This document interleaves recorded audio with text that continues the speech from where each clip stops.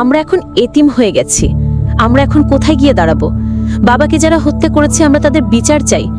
এভাবেই আকুতি জানিয়েছে ঢাকার মিটফোর্ড হাসপাতালের কাছে নৃশংস হত্যাকাণ্ডের শিকার লাল চাঁদ ওরফে সোহাগের মেয়ে সোহানা। শুক্রবার 11 জুলাই সকালে ঢাকা থেকে নিহত লাল চাঁদ ওরফে সোহাগের লাশ তার নিজ বাড়ি বরগুনায় নিয়ে যায় স্বজনরা।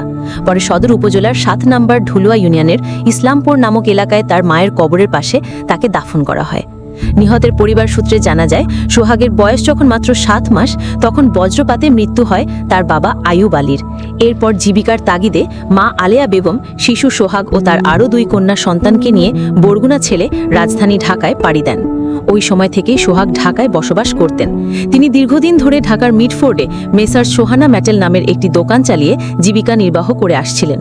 ওই ব্যবসা প্রতিষ্ঠান থেকে প্রতি মাসে 2 লাখ টাকা চাঁদা দাবিকে কেন্দ্র করেই অভিযুক্তদের সঙ্গে দ্বন্দ্ব শুরু হয় তার। চাঁদার টাকা দিতে অস্বীকৃতি জানালে সোহাগের ব্যবসা প্রতিষ্ঠান তালাবদ্ধ করে অভিযুক্তরা।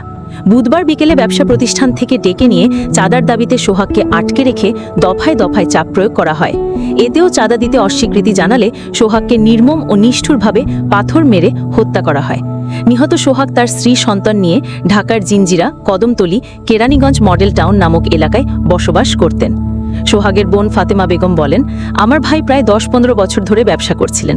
প্রতি মাসে তার কাছে 2 লাখ টাকা চাঁদা দাবি করা হয়। এছাড়াও তার ব্যবসাটাও নিয়ে নিতে চেয়েছেন অভিযুক্তরা। তবে আমার ভাই তাদেরকে চাঁদা দিতে অস্বীকৃতি জানায়। পরে তারা আমার ভাইকে ডেকে নিয়ে মারধর করেন এবং নির্মমভাবে পাথর মেরে হত্যা করে। নিহত সোহাগের স্ত্রী লাকি বেগম বলেন, দীর্ঘদিন ধরেই আমার স্বামীর দোকান থেকে চাঁদা দাবি করে আসছিলেন হত্যাকারীরা। আমার স্বামীর ব্যবসা তাদের সহ্য হচ্ছিল না। তারা প্রতি মাসে 2 লাখ করে টাকা চাইছিল। আমার স্বামী তা দিতে চায়নি, আর এ কারণেই নির্মমভাবে হত্যার শিকার হতে হয়েছে তাকে।